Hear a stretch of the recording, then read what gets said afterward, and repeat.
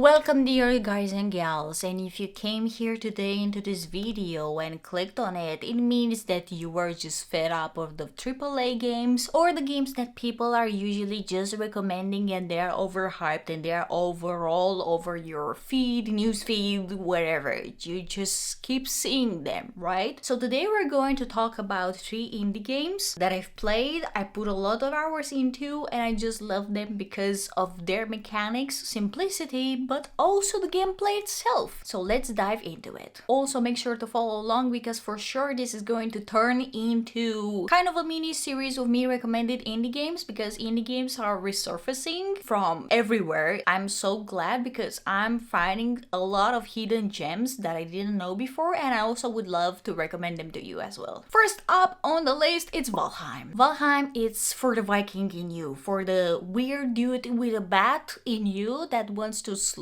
dwarfs. And kind of like dwarfs that you see 2 eyes glowing in the dark and coming after you, and they're like kind of weird and kind of creepy because they're also having horns. You can also play solo or with your friends so that maybe they would slay the dwarf or they would get slain from the dwarfs. You can build, you can have a campfire, you can have a really weird campfire because the situation with the bed needs to be placed near a campfire so that you can sleep. You can also have a lot of perks, the rested perk and the well-fed perk. Rested perk depends on also the comfort because you're having a rug placed on your house or just because you rested by the fire for 2 minutes in game. You can cut trees, you're having items with different durability, and believe me, I'm using the spear and the daggers a lot and I just love it. It's so fun.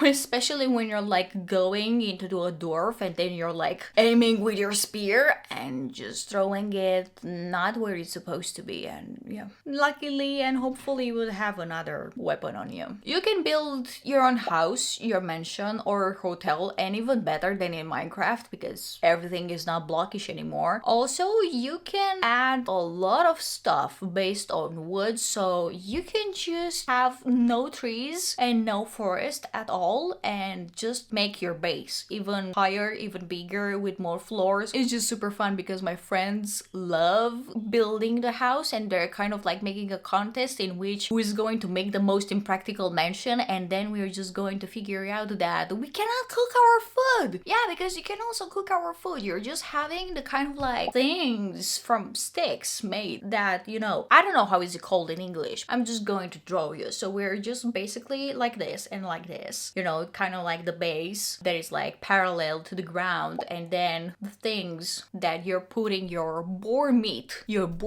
or your deer meat, and also you're having deer hide for your armor, troll hide for your armor. Oh my god, the trolls, they're so stupid. Anyways, we're just going to go on to the things one by one. So basically, you can have your base, right? Okay, you can have how many floors do you want. It just matters for your bed to be near the fire. Now we know how the game works. And then you can put your boar meat and your deer meat into the fire as well, but not into the fire, into that cooking pit thingy that doesn't have a pot itself. But when I'm telling you that the cooking is really fun, and if you're like leaving it for too much, it turns into a coal. Oh my god. Don't you know how many times I had friends just burn my food? And this is why I'm the cook. I'm the cook and not the builder, because if it was the builder, for sure, the kind of walls would be spin around. That's a true story and a funny story, but anyways, we're just going to leave that for another day. Then you're going to meet the trolls, or you're going into the dungeons with skeletons, and just make sure that you're playing with multiple friends, because in some rooms with the skeletons, there are too many. You're going to die, and then you need to go to the same place where you died to retrieve your items. I know, vile. How can you do this to me? So basically, I died based on my incompetence because I'm going there alone. There are like 8 skeletons. I don't have anything. I'm cold. I'm wet, which basically are kind of a debuffs or something. But anyways, I'm not having any food to kind of max out my stamina. And then you're telling me that I need to retrieve my items for that room with 8 skeletons, with me being like in just the poorest hide I ever had in my chest. That's wild. But overall, it's just a fun game, and I like, jokes aside, I really like it. I've put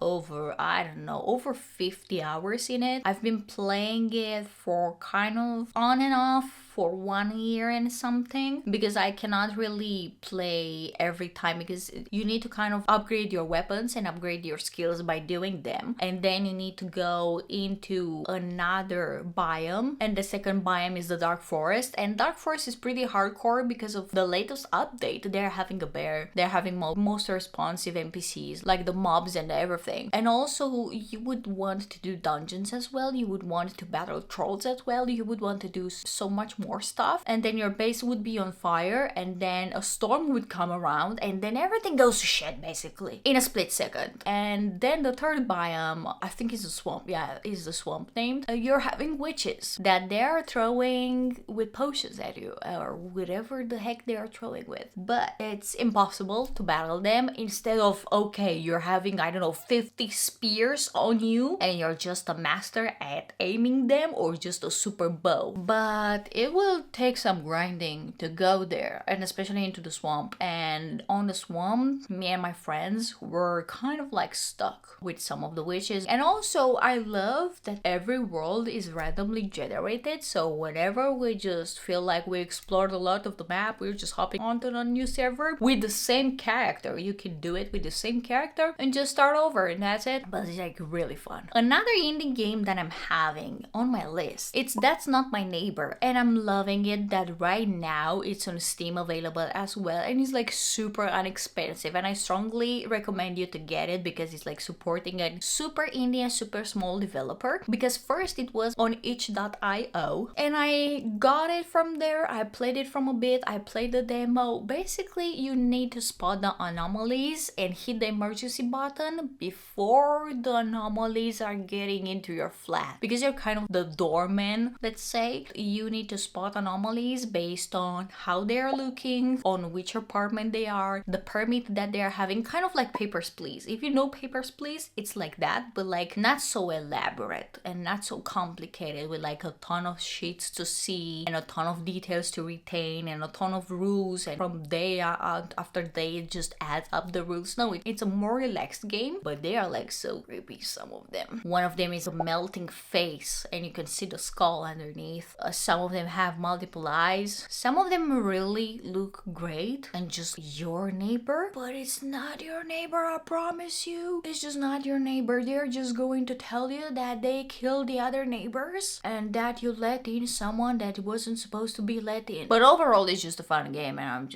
I think I'm just going to play it after this video actually. So let's move on to the next and third and the final pick of today's video. Before we're going into the third and the final pick of today's video, don't forget to subscribe to the channel because I'm doing bookish videos and gaming videos, and I'm kind of like trying to alternate them. And also I will be doing a weekend series that I'm really excited for you to see. So make sure to subscribe to the channel, hit the notification bell, and let's get back into the third indie game that I'm strongly recommending you. And if That's Not My Neighbor didn't really spook you enough, and neither the Valheim glowing-eyed dwarves, that they're really creepy and making very sounds, we're having Dredge. And Dredge, it's kind of like a Dave the Diver, but instead of you scuba diving for the fish, you're just going onto the boat and fishing them with the boat or the rig into the DLC. But when I'm telling you that it's a weird story, I love the puzzle idea of it, because you're having the chamber that the fish are allocated into. It's Tetris-like. It's like one fish, it's an L-shaped, and the other fish occupies a 4 square spaced area, and then the other one occupies less space than the previous ones, and you kind of need to make a jigsaw or a puzzle or a Tetris or whatever you want to call it in a way that you need to load everything and keep the fish, and essentially keep the bigger fish and the one that costs more, because you will do your boat upgrades with those money. But when I'm telling you that the story, it's kind of like horror, but not on the real horror aspect. It's more of a creepy kind of way and very eerie. And I was like really intrigued to see what it's about and why you need to travel to certain spots, why you're having probably monsters under the sea. And I will not spoil anything for you and just let you go blind into this, because it's a really fun game and I really had fun, and especially with the fishing mechanic. And after you finish it with all the DLCs and everything, you can beat the game at maximum in 10 hours. But when I'm telling you that you can also play just after you beat the game, oh my god, I needed to upgrade my boat because it was like super fun. And the treatise like mechanic, I was like, okay, I just like it. I just like putting my fish in a treatise like movement, and then I had more space. And also it depends on the fishing rod that you're having, because certain spots need a certain fishing rod, but like with an upgraded fishing rod you cannot fish there. And then you're like, oh my god, what fishing rod should I bring? And then if you're bringing more than